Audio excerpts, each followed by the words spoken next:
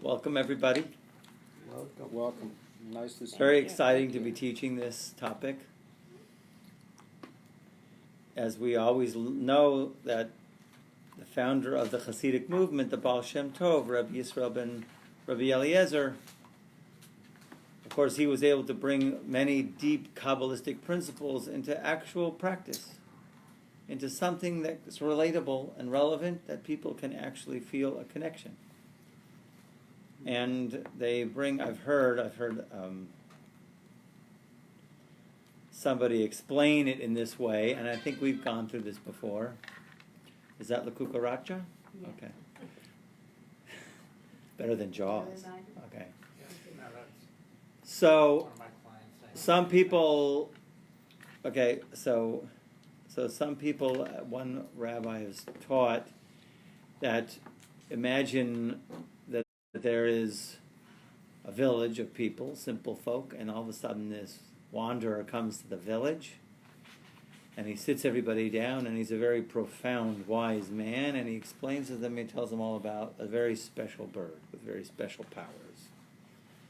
And it has a golden head and silver wings and kind of does this and does that, and it's an unbelievable thing. And the people record it, they understand and whatever, but they don't know much to do about it. And then, after a certain period of time, another sage comes to the same town, and he is, of course, a very wise man, explains to them what that other wise man was talking about when he was talking about the bird. What's the golden head? What's the silver wings? What are these kind of feet? What are these kind of powers represented that the bird has? And then there was a third rabbi who came, a third wise man, and he came and he actually brought the bird. Okay. So they explain this parable to be the first sage that came, the first chacham, the first wise man was Shimon Bar Yochai, who explained the Torah in the most esoteric meaning. But of course, if you'll read the Zohar, it's a closed book. It's very hard to decipher. And then came the Ari, Rabbi Yitzchak Luria, in the 16th century, and he was able to open up the book of the Zohar and make it that, okay, we're getting something. There's some concepts here that we can relate to. Still, it was quite a bit abstract. And then the Baal Shem Tov, he came and he brought the actual teaching. In other words, in your face, okay? So it can be experienced, okay? So here, without any further ado, we're going to start with the beginning. We did the letter last time, and this is the reason why everybody is very excited about the teachings of the Baal Shem Tov, because of what we spoke about last time, that actually went to the hall of the Messiah. He saw the Mashiach. He asked when the Mashiach is coming, and the Mashiach said, when your teachings have spread about, and people are practicing your teachings. Okay?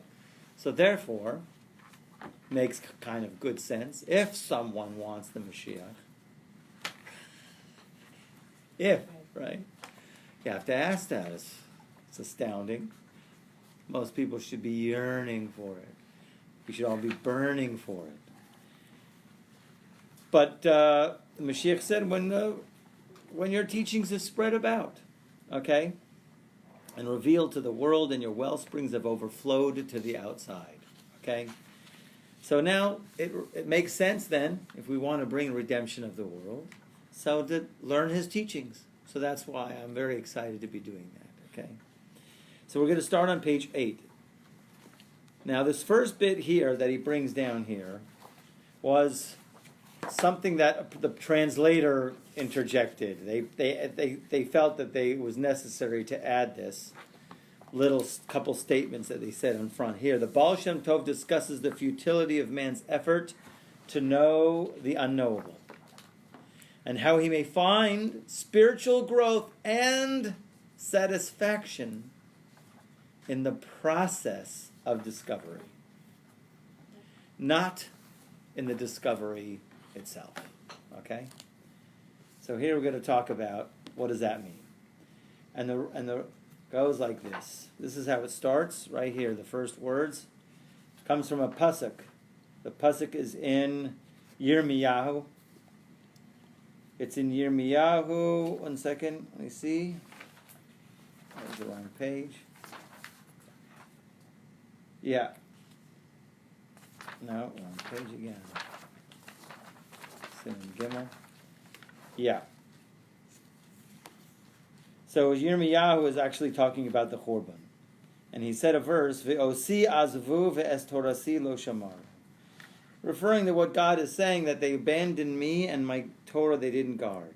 And then the rest of it, the Midrash, the certain Midrash brings down, Halavai osi azvu ve'torasi shamaru. And how does that translate? The Baal Shem Tov discusses the following phrase in the Talmud, if only they had abandoned me, but kept my Torah. It's an astounding statement. God is saying, leave me alone, just keep the Torah. It's kind of like, what are you saying? What could this possibly be saying? Halavai, if it would only be that they would leave me and just learn. Then No. they would come back to him. Pardon? What? Then if they did that, they would come back to him. Okay, so the implication is, okay, but that's just before we get to the answer, just to understand the question, okay? The question is, and why is it so shocking, such a statement is, the whole purpose of everything, of creation, is to know God. The whole purpose of creation is to be attached and to be connected to God. So how can it be that God is saying, leave me and just study, and just keep the Torah? Okay? So that's why it's kind of, what are you saying? Okay? So what Ann was saying here was a big rule my Rosh Hashiva would always say, and he would always quote this, not this statement, but this statement he would say, just leave me, God says, and keep the Torah, because the Torah will guide you on the way that eventually you will come close to God. Okay? In other words, the Torah has intrinsically in it a light. Okay? Actually, there's a statement that brings down from the Zohar, Parshas Akiv, I think Ayin 2073. It brings down that there's a famous phrase, you might have heard of it before, V'oraisa v'kuchabrichu chadchu. The Torah, the Holy One, blessed be He, and the Jewish people are all one. Kind of united. What are you saying? How does that work? The idea really here is God hides Himself in the Torah. And the Jewish peoples, our neshamas, are also in the Torah. Okay? So all of them are kind of strung together. Okay? So, by God being in the Torah and the light of the Torah, if a person were to learn the Torah, but you have to learn it in the right way. Okay? As we're going to see in Torah Daled. Okay? So if you learn Torah, the Torah will bring you back to good. Now, he does not translate, the translator here, the first idea, the first understanding of this phrase. If it would only be that they would leave me and guard my Torah. So he explains here that they don't bring it here. He says, Be'er al pi halatza. The explanation is according to rhetoric. Ki ganava amachtarta rachmana karya. The thief, when he's hiding in the process of stealing, he calls upon God, or when he's being chased. Okay? The thief, while he's stealing, middle of the night, trying to break in a safe, what's he doing? Davening. He's davening. He's saying, God, please help me not get caught. Right? It's amazing, huh? How people can live almost like dual lives, right? How many of us have that kind of, right, paradox going on, okay? Here's this person stealing, and then he's saying, God, please help me to get away with it, okay? And the explanation is, V'zeh shamru halavai osi azavu. This is not in your text. Meaning, you leave me. In other words, God is saying, don't call me. What are you calling me? Don't call me. Just keep the Torah. Okay? In other words, if you keep the Torah, don't put yourself in these situations. Now, I'm going to bring you a great story. One of my favorite stories to tell of the Baal Shem Tov. There was once this thief. That's how his life was. He was a thief. His name was Yaakov. Yaakov the thief. Okay. Yaakov the thief, he didn't live too far from Medjugorje. And he made his life stealing. And yet he was a great, devoted chassid. We'll call him a chassid, a student of the Baal Shem Tov. Okay? A devout follower of the Baal Shem Tov. And yet, some people, there's lots of different people in shul, right? Yeah. Who, you don't want to go into what they do. You don't want to know. But then again, there's a lot of people that do know, right? And then certain situations arise. But this person, that's what he did. He came, and the interesting dynamic was that a lot of times he get in trouble, right? They're looking for him, right? The sirens are going, or they didn't have sirens in those days, but they're looking for him. They're looking for a thief. And he would run to the Baal Shem Tov and he says, you got to help me. They're looking for me. Rebbe, please. You got to do something. They're going to find me. They're going to take me. They're going to send me to prison. And the Baal Shem Tov says, okay, it's going to be okay. And then all of a sudden they lose the picture, they'd lose the ID, and then they would give up, and then he'd be okay. And then he goes stealing again, get into trouble. They're looking for him. Run to the Baal Shem Tov. Baal Shem Tov, it's going to be okay. Right? So the Baal Shem Tov knew quite well who this guy was. Now there's different versions that this person being connected to the Baal Shem Tov, obviously, you get elevated. So he decided, either the Baal Shem Tov told him, listen, we're not supposed to steal, So just make sure you don't steal from poor people. I don't know if he said that. Okay. But anyways, the bottom line is this guy ended up saying, okay, I'm only going to steal from poor people. Okay? What? Steal from rich people. Sorry, rich people. I'm only going to steal from rich people. Okay? So that was his thing. But now there was one big nobleman, and he made a big heist. He made a big heist, plotted it out, and he made a big, huge heist, and he stole, and this time the nobleman, he was out, man. And he found an informant who said, it's Yankala. And he sent all his people out, you got to get me Yankala, the thief. And the Yankala was in trouble this time, and he's running to Medjibuj, the town of Medjibuj, and he's on his way to Medjibuj, and people are walking from Medjibuj, and they go, the Baal Shem Tov passed away 2 days ago.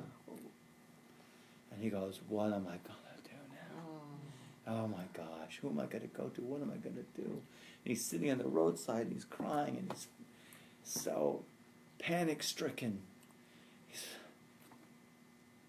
His student. I'll go to his student.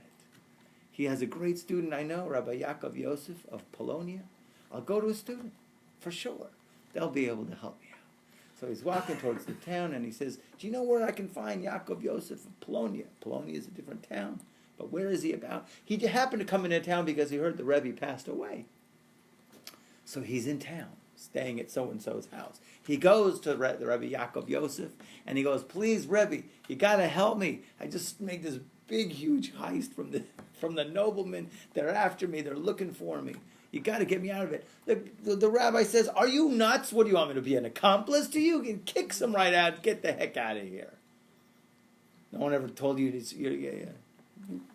we don't steal. What are you doing? So he got kicked out and he's broken. And he has no other option. But he goes to the grave of the Baal Shem Tov. And he goes there and he's crying. And he's talking. And he says, Rebbe, please, when you were around, you helped me. But now what am I going to do? I don't have anybody else. And in his talking and his praying, he passes out. And as he passes out, he has a dream. And the Baal Shem Tov comes to him in a dream. He says, and he said to him, Rebbe, you got to help me. What am I going to do? So the Baal Shem Tov says, okay, listen. Go to my son, Reb Tzvi, okay, and tell him that he has to help you. There's a lot of questions you can ask through this as I'm saying it now, right? He says, go to my son, Reb Tzvi, and he'll help you out. And a sign that I sent you is, before I passed away, I had a conversation with him alone, what he should talk about in Shabbos that week from Parshas Naso. There's certain Devar Torah. And nobody else knows it, because I gave him a nugget to reveal.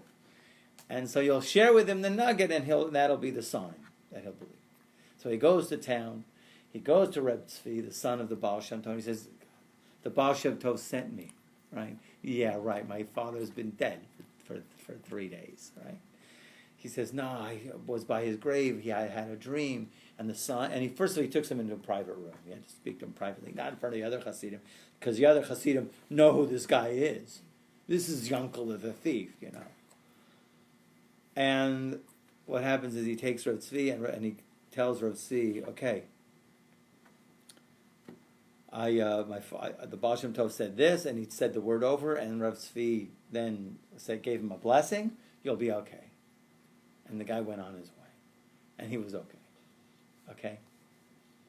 And then Rav Tzvi, of course, came back into the room with all of the Hasidim around, and he told them what just happened. Okay.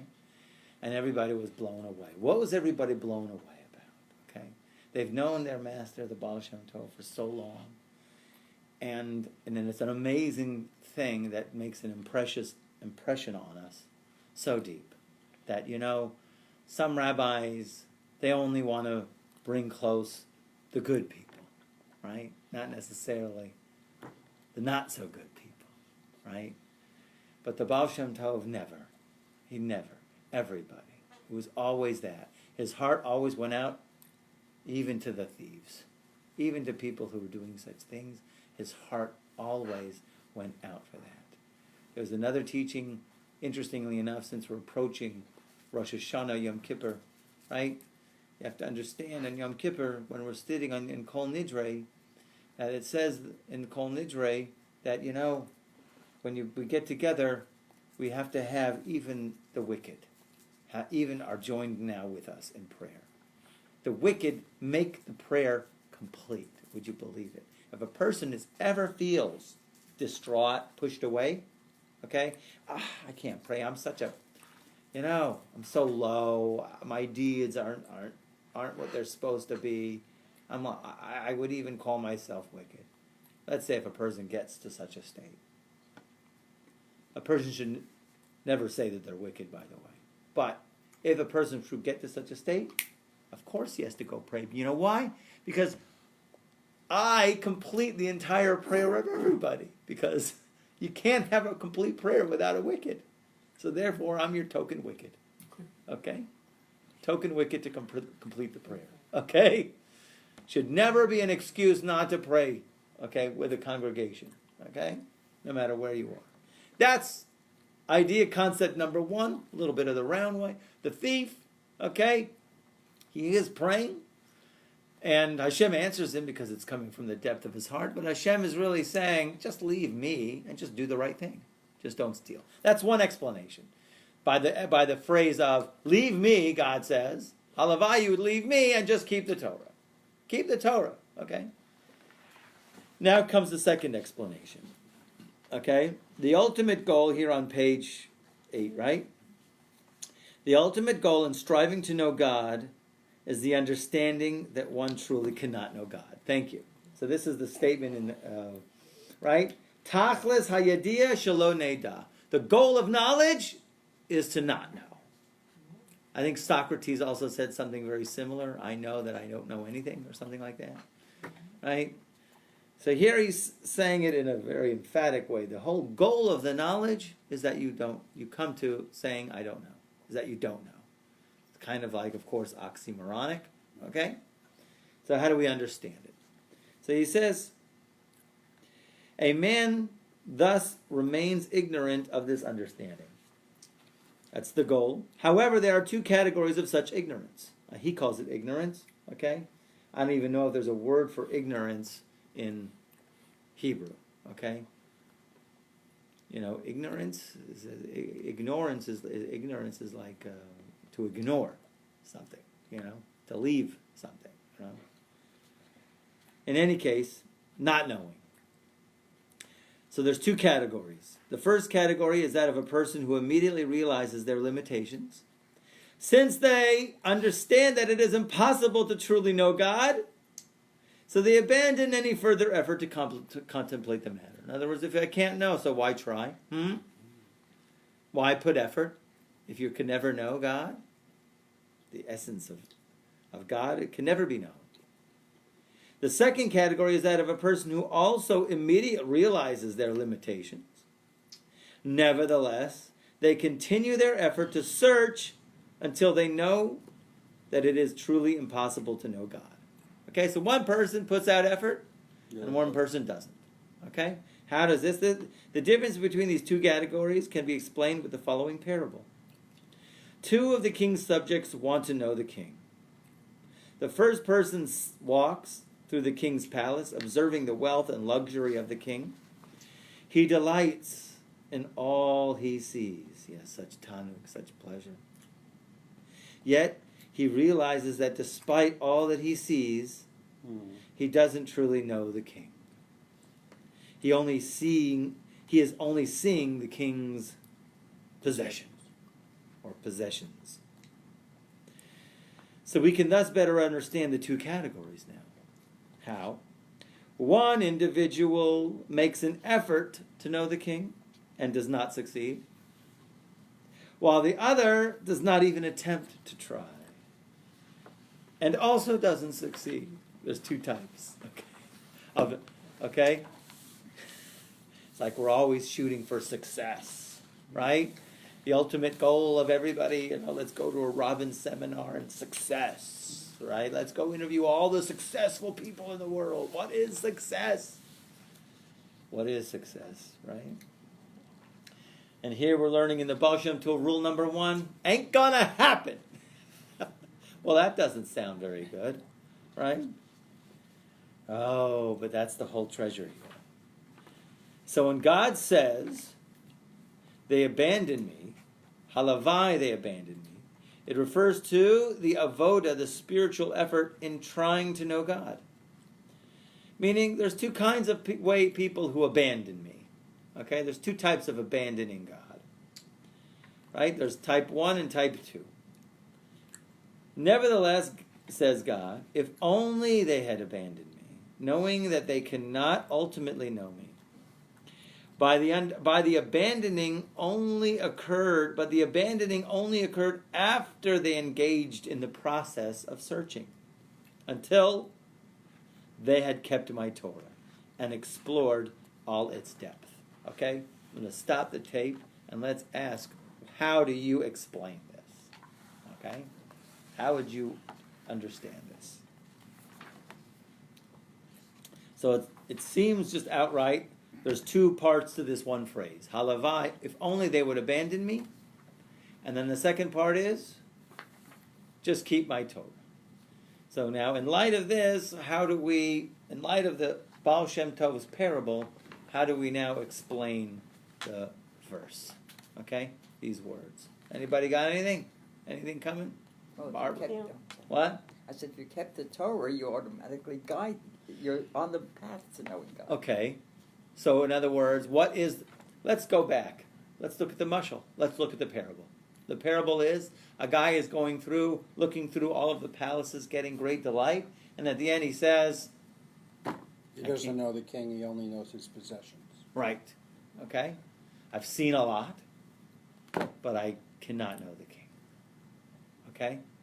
How is that compared to leaving God?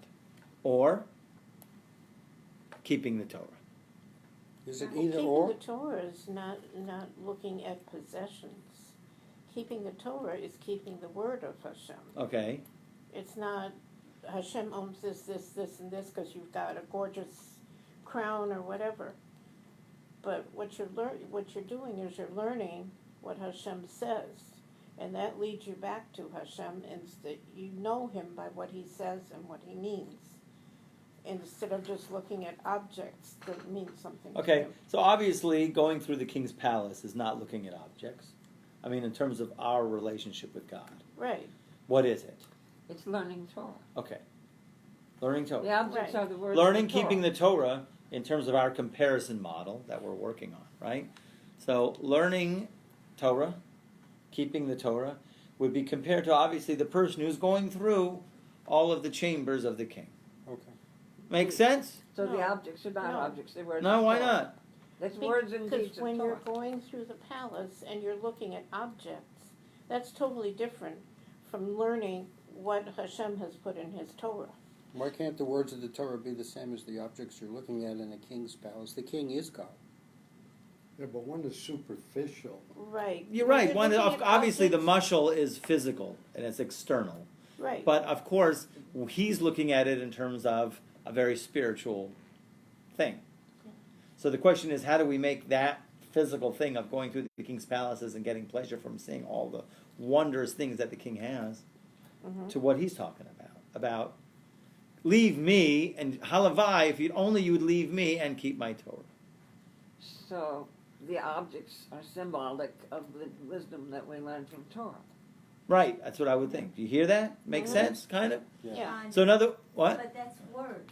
The thing is, we're limited because what we look for in the Torah, when we try to understand, all we have are words. But God is an understanding beyond human.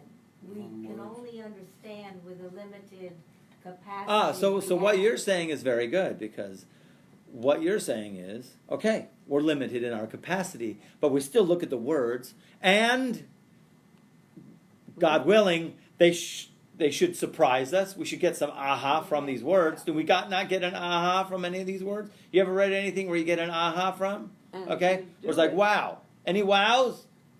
You're supposed to get wows. You go through the Torah and you get a lot of wows. You get the wow, the aha, okay? And then, of course, after all of those ahas, you say, I don't know God. Ashrei ha'am shekach lo, Ashrei ha'am she'Adonai Shem. Elohav.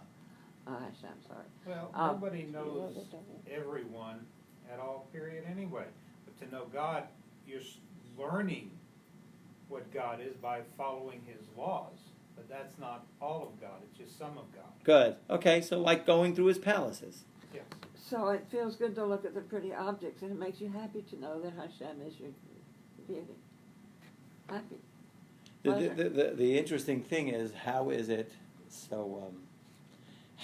bring you to the conclusion after you go through all of this, whatever it is, whatever text that you do your best to apply to your mind, to try to investigate and understand, and then obviously the conclusion is, I don't know.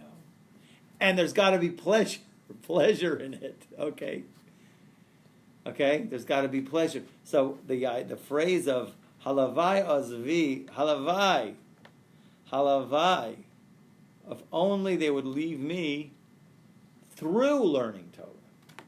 Meaning, yes, go ahead. The idea of leaving me is not necessarily like leaving me, like forsake me. What was the English translation? Abandon me. It's not abandoning me, so to speak. It's abandoning totally knowing me. But the highest level of abandoning me, if we call it that, is keeping my Torah. Through the keeping of my Torah, you'll come to this state of, I can't know God. Okay? Does that make sense? Yeah? You come to the state of not knowing God? Yes. Through learning Torah. A lot of people do this. Believe me, the more they learn, and I will attest to you, and believe me, I know absolutely nothing. Okay? So, I really don't know anything. Okay? Oh, that's true. I really don't. That's true. Except you I- teach us three True. times a week. How could you not know anything? But the thing is, it's not knowing anything. The more you study, the more you learn, the more you realize what you don't know. Got Yeah, it. right. So You therefore, didn't even know how much okay, there was to know. okay. So this guy's going through the palace of the king, and through each of the articles or the chambers or the palaces, the treasuries, he's realizing how much he doesn't know the king. Each one has to be reflecting something back, how much he doesn't know the king. This is like my father-in-law, right? He would explain it to me. We're talking about connecting to the infinite here. And the highest concept, the highest name we have of God, and you can meditate on this, and you really have to meditate on this, and you mamish have to have it written in some kind of prayer book on Rosh Hashanah, because it's important on Rosh Hashanah to think this. Ein Sof. Ein Sof means no end, unlimited, complete unlimitation. ungraspable unlimitedness. Okay? And the idea here is, how do you, if a guy would walk in the room, and this is how he explained it. A guy comes in and he says, I got it! God is not the chair. I'm so close to God because I know he's not the chair. And another guy comes in and he says, God is not the chair and not the table also. Okay? That guy who says it's not this and not that, he's closer than the first guy who says he's not the chair. Okay? He's closer than that. Okay? So the more knots you get, The closer you the closer you are to saying, I'm clueless. Okay. We learned a little bit yesterday in Sefer Yetzirah about the different levels of consciousness. And the highest level of consciousness is just like, it's called ayin. Mm-hmm. It's like nothing. It's a nothingness. Okay? And, it says the Kedushas Alevi, he would be able to go back into that state, and then he would come back down all the time. Right? In other words, he would like uncreate himself into nothingness and then create himself. That's how he functioned in terms of his consciousness. Okay? So the idea here is of getting to that ayin, the state of he's not this, he's not that, he's not that, he's not that, not that. So the more knots you get, the closer you are to the concept. Okay. But it's not only true about Hashem. In any topic, the more you know, the more you realize how much more there is to know. It's true. Okay, but here we want to learn it directly in terms of our relationship to God, because the whole tachlis of, and he says it quite generally, the tachlis of knowledge is to know, to not know, and it could be it's a general statement, but I think he's more like referring it into being in terms of God. So it should offer some contentment, actually, but not contentment that you should sit back and relax. The idea really here is you have to be a seeker, because it's a mitzvah. God says it's a mitzvah to go and look through the palaces. It's a mitzvah to learn Torah. Okay? In other words, you have to go and learn. You have to study. You have to be a seeker. A lot of times when the purpose of creation is explained as a hide and go seek game. Yeah, God hides, we seek. Okay, and you have to proactively seek. Okay, you have to awaken yourselves to become a seeker, as opposed to the first guy who says, why bother? I'm never going to know God anyways. Why bother? It's a deeper level of not knowing.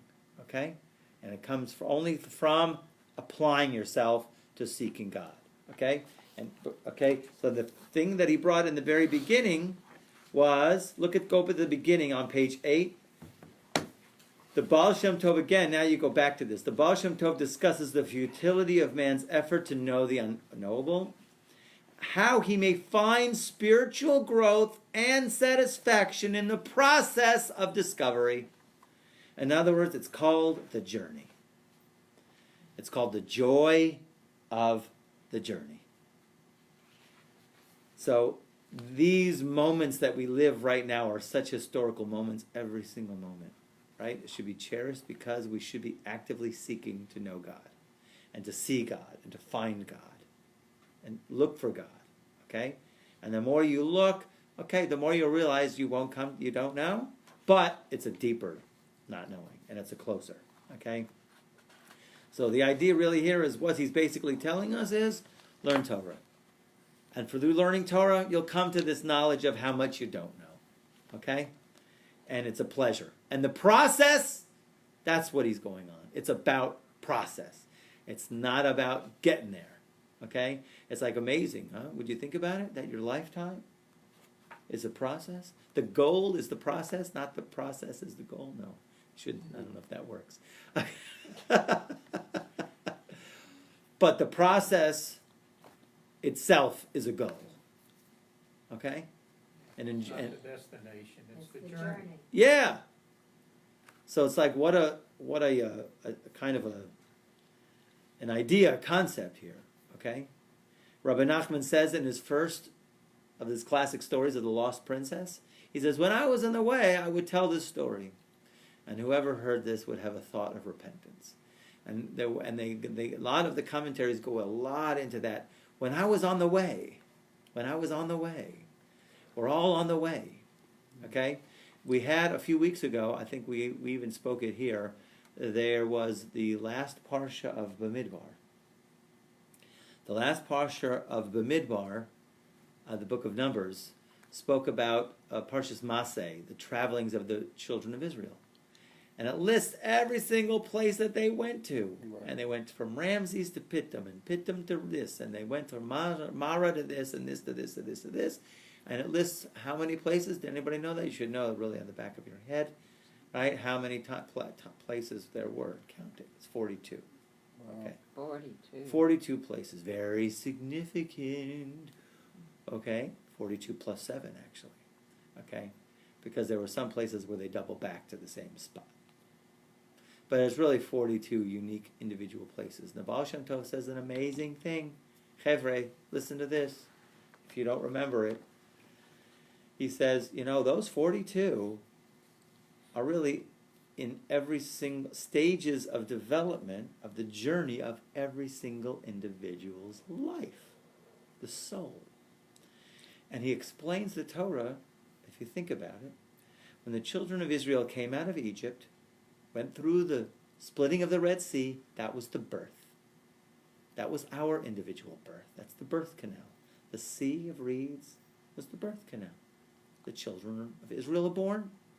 That, on a level of the conceptual or the relevant level, explained by all the commentators of the Zohar, are the birth of a person. And all of the travelings, 42 places, is the stages of development of the person's soul until they reach the final destination. As what happened in the end of the book of Deuteronomy, what happens? Just before the children of Israel go into the land of Israel. Okay? Because if you look at it, the 5 books of Moses is just, there's a storyline of the 5 books of Moses. Right? What is it? Exile, redemption. Okay?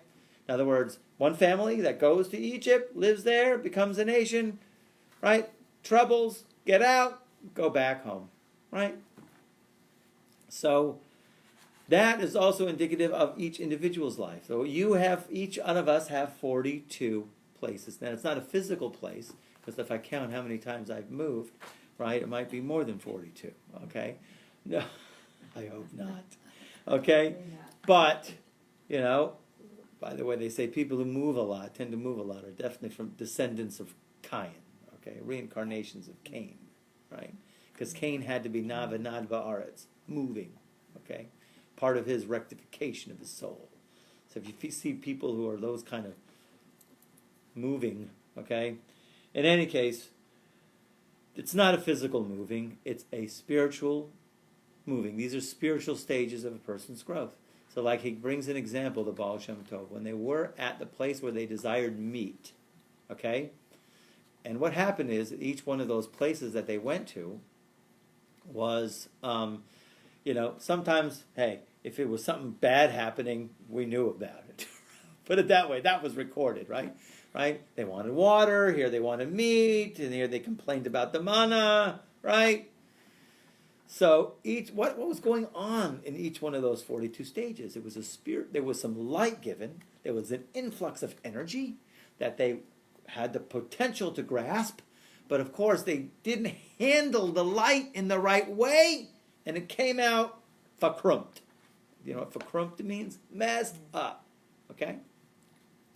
And so what happened is, it resulting in all of these calamities that happened while they were in the desert, because they couldn't catch the light. The vessels weren't able, or whatever it is, they didn't work on it. Instead, they fetched. We want meat. Bring us meat. Bring us meat. Where's my meat, Moses? Now, right? So what happened was, they got meat for 30 days, right? And at the end of 30 days, there was a plague, and while the meat was in their teeth, as the verse says, they died. Right? All these people who had a desire for meat. And they called the name of the place Kivrot HaTa'ava, which means the burial place of desire. They buried the desires. And the Baal Shem Tov brings down, that's the place of wisdom. That's the place where the Jewish people, or the individual, reached a level of wisdom because he understands that the physical desires, he buries them. He buries the physical desires. He has a different relationship with them, with his physical desires. Okay? Just to give you one example. And there's many examples brought with each one of those stages. The idea really here is to relish in the journey. Maybe there's a different wording. Enjoy the journey. Make the journey part of the whole thing. Okay? All right, so that's number 3. Okay, now let's go on to number 4. Number 4. Oh, this is so deep. Every individual must live and conduct himself according to the standards of his own spiritual level. You have to ask the question right away, okay, what is my spiritual level? Okay, what does that mean? Okay, we'll stop and I want you to start thinking about it, okay?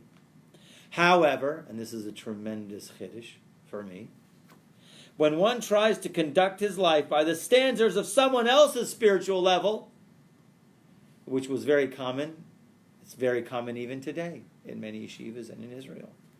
Everybody wants to be like that. Be like that. This guy does that, and they all, right? But if someone tries to be not on their own spiritual level, they try to be on someone else's spiritual level, he will fail by both standards, which means not only he doesn't get that spiritual level that wasn't really his, it's somebody else's, even his own spiritual level he does not accomplish. He loses out. You'd think it would be just default. At least I got what to sit back on. You lose your own potential. The idea really here is you have to express, you have a potential to express. Everybody has a unique expression of your spirituality, of your wisdom. How do you help people? Everybody's helping people in different ways. How do you help people? So, you have your potential. Are you living up to your potential? First you have to ask that. Okay. But then again, you'll see, wow. And the examples are what he brings right now. Right? This is the deeper meaning of the sage's teaching. Many tried to emulate Reb Shimon Bar Yochai, but they were unsuccessful. Who is Shimon Bar Yochai? The great Kabbalist who started it. He was in a cave for How many years? 12? for 13 years. Oh. Yeah, first he was in for 12 years, and then he'd go back. That's every year. Right? Because he came out, what happened? He Held died first. everything he looked Yeah, at. he saw, this guy was like so immersed in Torah, completely. While they were in the cave, Too much. you know, they didn't want to wear their clothes out because, you know, there wasn't a Ross up the street, okay? So they had to take their clothes, and all through the week they had to be buried in sand up to their heads, okay? So that they wouldn't wear other clothes. They go out for Shabbos, they would wear the clothes, okay? Still in the cave. Still in the cave, baby. And Elijah, the prophet, would come and teach them Torah, the esoteric teachings of the entire Torah. And they learned there for 12 years. After 12 years, the people who were after you are gone, you can leave the cave. And they got out of the cave, right? And they saw these people work in the land, work in the field, harvesting, and they're going like, I can't believe you guys are engaged or involved in this kind of a mundane activity. And basically, Nasav Einav Bahem, they put their eyes on them, and everybody became a pile of bones. That's the language, but I'll explain it a little bit different. Okay? There's a different explanation of that. Most people thought, you know, there's fire coming out of their eyes. They're Superman, one of those kind of thing, laser beams or something. I don't think so. Okay? It's totally different. Okay? So then what happens is after those people got burned, as the passage says, a voice came out and says, this is not what the Torah is about, boobies. Let's go back in the cave. You guys got to chill. Okay? So they went and chilled for another year. Right? And then they went out and they were a little bit more chill. His son, Rabbi Elazar, was less chill. He was not so much chill. He would burn people, you know, and he would lose it, and then Rabbi Shimon would revive him. Okay, but I'll tell you what it means by nasav einav bo, a different explanation, because it's a very strange language. Okay, nasan einav, which means he would give his eyes in him. Give his eyes in him. That's what literally it means. It doesn't mean he would like zap him with the eyes, because there's a different language. You could use a different language. He would expose this person to a different level of perception, to see it. He would expose, let's say Shimon Bar Yochai, would give this person how he sees it, his view, which is very spiritual. And in that, it was too much for some people to take that level of spirituality. But the idea really here is they would become a gal atzamot. The language of gal atzamot literally it means pile of bones, but it also means reveal the essence. Atzamot is etzem, comes from essence. Gal means reveal. In other words, if the tzaddik, they're not involved in burning people. They're not involved in punishing. It's not what they do. Okay, like the Baal Shem Tov, the Rabbi of the thieves. He's always just Rahmanas, just always love, always. But when he give the eyes to the person, meaning this is how I see it. Okay, my view, then that person would be revealed, would be exposed to the essence of what it is. Okay?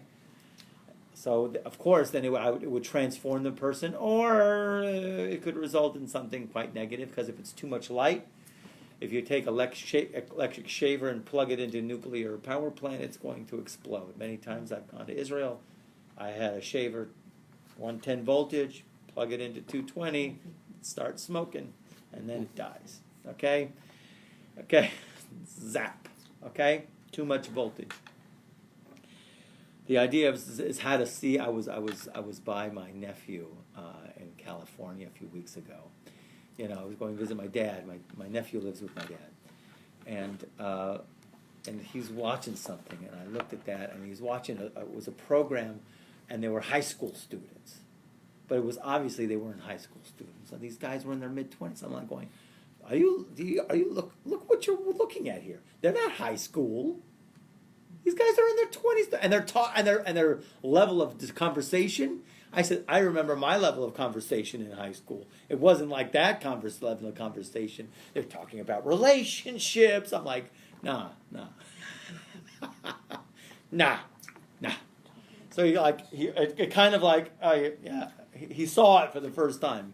He was captivated in it. I'm like going, dude, these guys are not high school, and they're not talking high school style stuff. Anyways.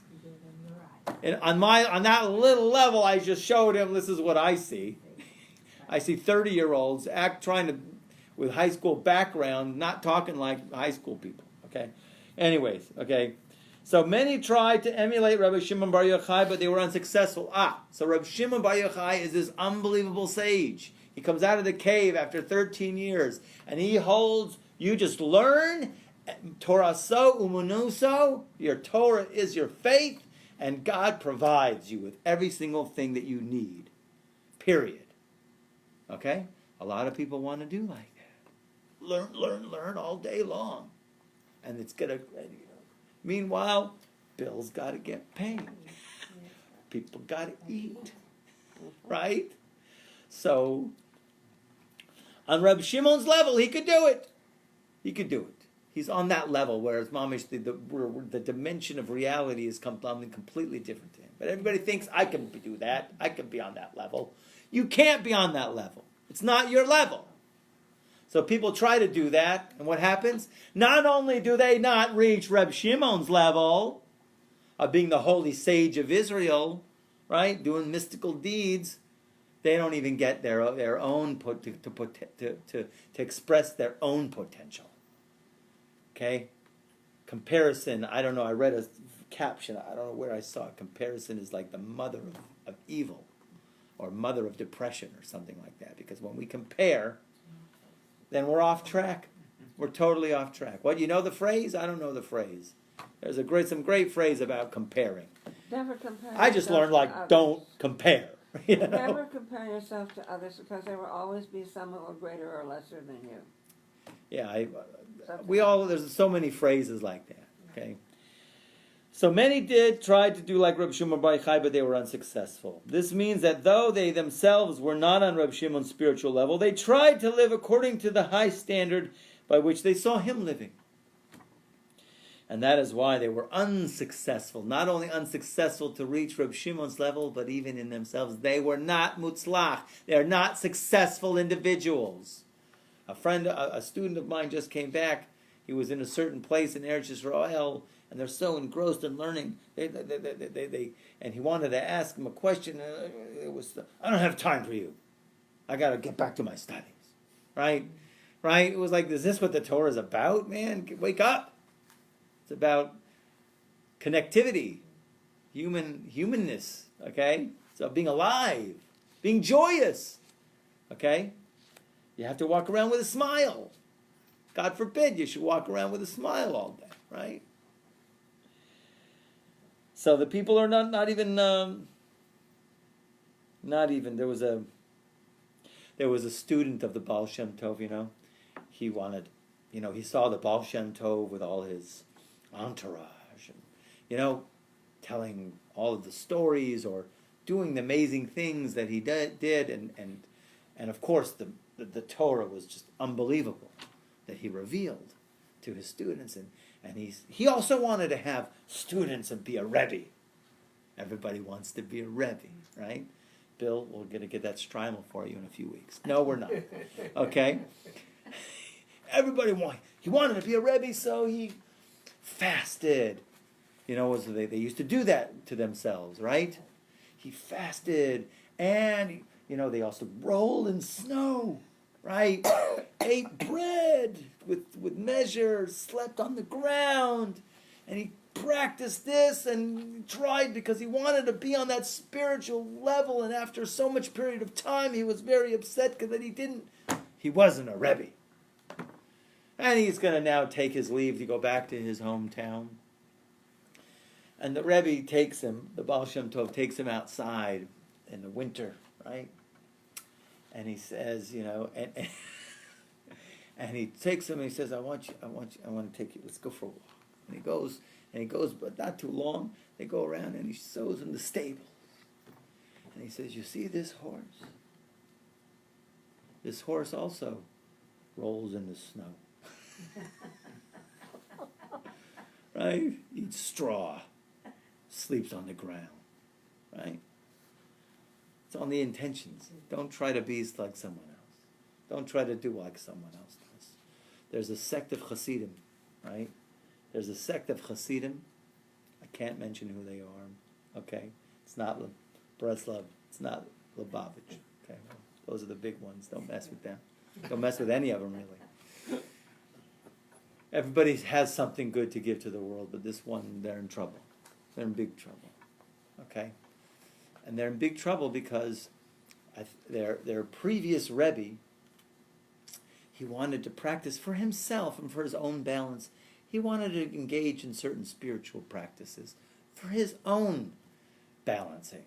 Okay? He felt he needed to balance himself, so basically what he did was how he related with his wife was basically, the wife usually goes to the mikveh once a month, right?